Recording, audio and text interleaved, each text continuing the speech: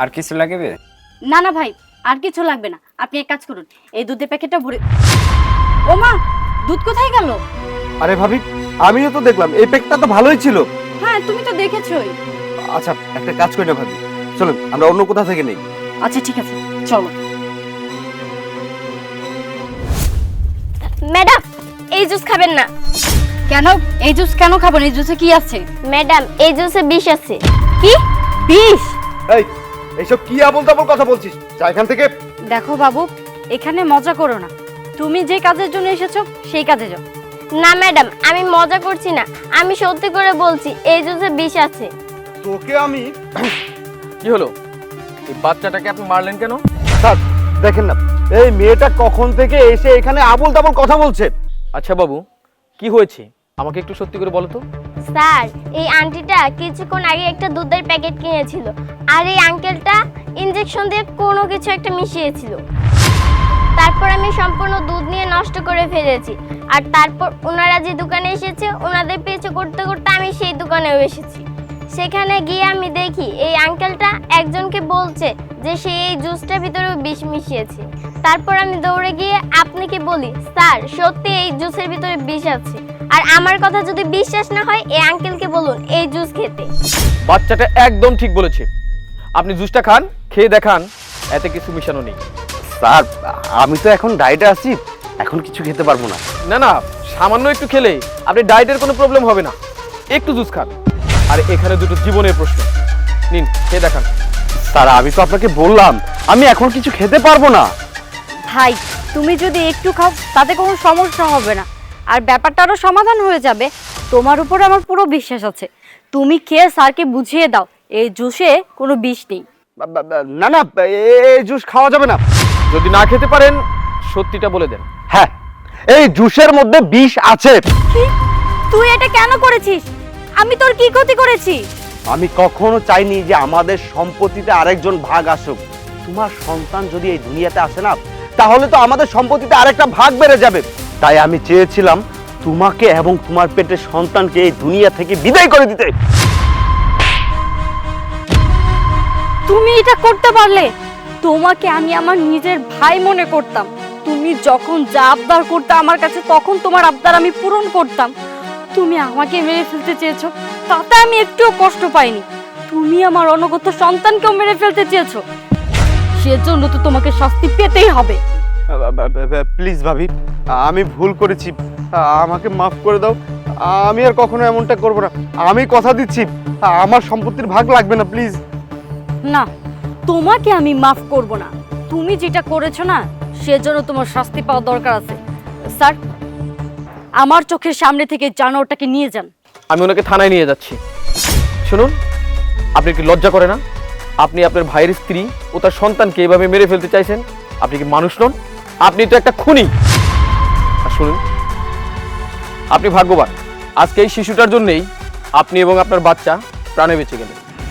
শাকিল সাহেব, ওকে থানায় নিয়ে চলুন, বাকি কথা থানায় গিয়ে হবে। স্যার প্লিজ আমাকে মাফ করে দাও।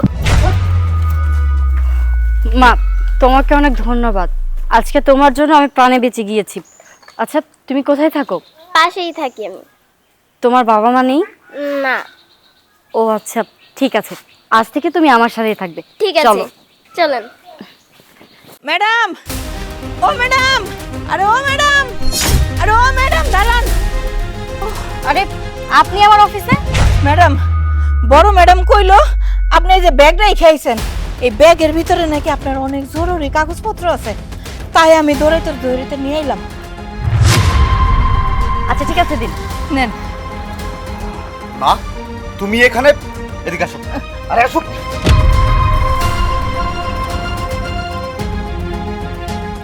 মা, তুমি এখানে কেন? তুমি এখানে কি করছো? তা জানে তোর কি কাজ? আরে বলো না, কেন এসেছো? আমি ওই ম্যাডামের বাসায় কাজ করি। ম্যাডাম ভুলে বাড়িতে ব্যাগ রেখেছিল, তাই দৌড়াইতে হ্যার ব্যাগটা দিতে আইছি। কি? তুমি আমার বসের বাসায় কাজ করো? হ, করি। হ্যার বাসায় আমি কাজ করি, তাতে কি হইছে? যাই হোক, তুমি এখন এই মুহূর্তে এখান থেকে চলে যাবে। কেন? আমি এইখান থেকে যাবো কেন? মা, আমি এখানে জব করি। উনি যদি কোনোভাবে জানতে পারে তুমি আমার মা, তাহলে আমার মান সম্মান থাকবে? লজ্জা করে না? তোর একটু লজ্জা করে না? তুই আমার এইভাবে কথা কস? তুই তো আমার বাড়ির থেকে আমার এই বাড়ি করে দিছস। আর আমি আমার পেটের দায়ে আমি মানুষের বাড়িতে কাজ করে খাই, তুই সেইখান থেকেও আমার বাড়ি করে দিতে চাস?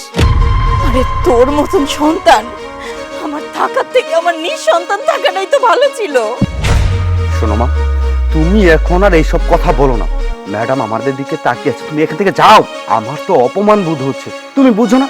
দেখো, তুমি যদি এখন এখান থেকে না যাও তাহলে কিন্তু আমি ঘাড় ধাক্কা দিয়ে তোমাকে এখান থেকে বের করে দিব। তুই আমার ঘাড় ধাক্কা দিয়ে এখান থেকে বাইর করে দিবি? আল্লাহ যেন না করে তোর একদিন এই সময় আসে তোরে যেন কেউ ঘাড় ধাক্কা দিয়ে বাইর না করে দেয়। তুই কি মনে করছস বুড়া মায়ের কষ্ট দিয়া তুই শান্তিতে থাকতে পারবি?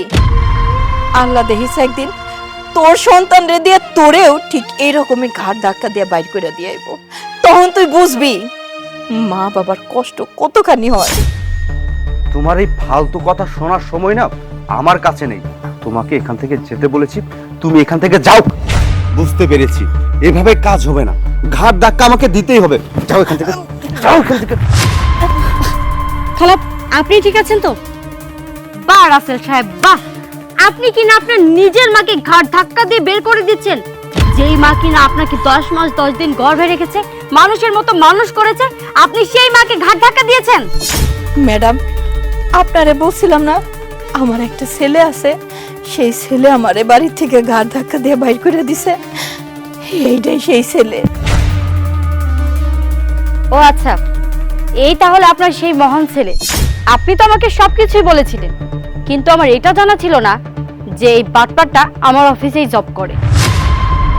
শুনেছি ছেলেরা নাকি তার মায়ের অনেক প্রিয় হয়, তার মাকে অনেক ভালোবাসে। এই কি তাহলে প্রিয় হওয়ার ফল? হয়তো ভালোবাসে, এমন ভাবেই ভালোবাসে। ছেলেরা মারে কিভাবে ভালোবাসে এটা আমার জানা নাই ম্যাডাম, তবে এইটা জানা আছে ম্যাডাম, তাগরে যখন পোলাপান হইব তাগরে পোলাপানো তাগরে এইরকম করেই ভালোবাসবো। কি? আমার সন্তানও আমার সাথে এমন করবে? অসম্ভব। অসম্ভব? কেন অসম্ভব? আপনি যেমন আপনার মায়ের সাথে এমনটা করতে পেরেছেন, আপনার সন্তান কেন করতে পারবে না? একটা কথা মনে রাখবেন, হিস্ট্রি রিপিট অফ সেলফ বলে একটা কথা আছে। আপনি যে কৃতকর্ম করবেন আর সেই কৃতকর্মের ফল না আপনাকেই ভোগ করতে হবে, কারণ পৃথিবীটা গোল। আপনি যে কর্ম করবেন সেটাই আপনার কাছে ফিরে আসবে। ফিরে আসবে মানে? কিভাবে ফিরে আসবে? কিভাবে আসবে? ওয়েট, আপনি যেভাবে আপনার মাকে ঘাড় ধাক্কা দিয়ে বের করে দিয়েছেন, আমিও সেভাবে আমার অফিস থেকে আপনাকে ঘাড় ধাক্কা দিয়ে বের করে দিব। কি? আমি এই অফিসে জব করি, আপনি চাইলেই আমাকে এই অফিস থেকে বের করে দিতে পারবেন না। কেন পারি না? অবশ্যই পারি। আমি এই কোম্পানির ওনার, আমি যাকে খুশি রাখতে পারি, যাকে খুশি বের করে দিতে পারি। আমি চাই আমার কোম্পানিতে এমন একজন মানুষ থাকুক যে কিনা পরিশ্রমী, সাথে ভালো মানুষ। আমার অফিসে আপনার মতো মানুষের কোনো জায়গা নেই। Get out. ম্যাডাম, আপনি আমার ছেলেটারে অফিস থেকে বের করে দিয়েন না। চুপ করো তুমি। শুধুমাত্র তোমার জন্যই সবকিছু হয়েছে, এখন তুমি যে আমার সাথে আবার নাটক করতে আসছো, তাই না? এই হ্যালো, আপনি ওনার সাথে খারাপ ব্যবহার করতে পারেন না। হতে পারে আপনি ওনার ছেলে, উনি আপনার মা, তারপরেও না ওনার আরো একটা পরিচয় আছে, উনি আমার বাসার সদস্য। তাই আপনি আমার সামনে আমার বাসার সদস্যের সাথে খারাপ ব্যবহার করতে পারেন না। আপনি এখানে দাঁড়িয়ে না থাকে এখান থেকে চলে যান, যান বলছি। আর তা না হলে ঘাড় ধাক্কা দিয়ে বের করে দিতে বাধ্য হব। ম্যাডাম, আপনি সত্যি অনেক মহৎ। আমার তো 7 জন্মের ভাগ্য যে আপনি আমার হয়ে কথা কইছেন। আপনার মতন ম্যাডাম পাওয়া তো সত্যি সত্যি ভাগ্যের ব্যাপার। না না খালা, তেমন কিছু না। শুনুন, আপনার একটি সন্তান আপনার মূল্য বুঝিনি, তাতে কি হয়েছে? আমি তো আছি, আমি কি আপনার সন্তান না? হ মা, হ, আপনি আমার সন্তান।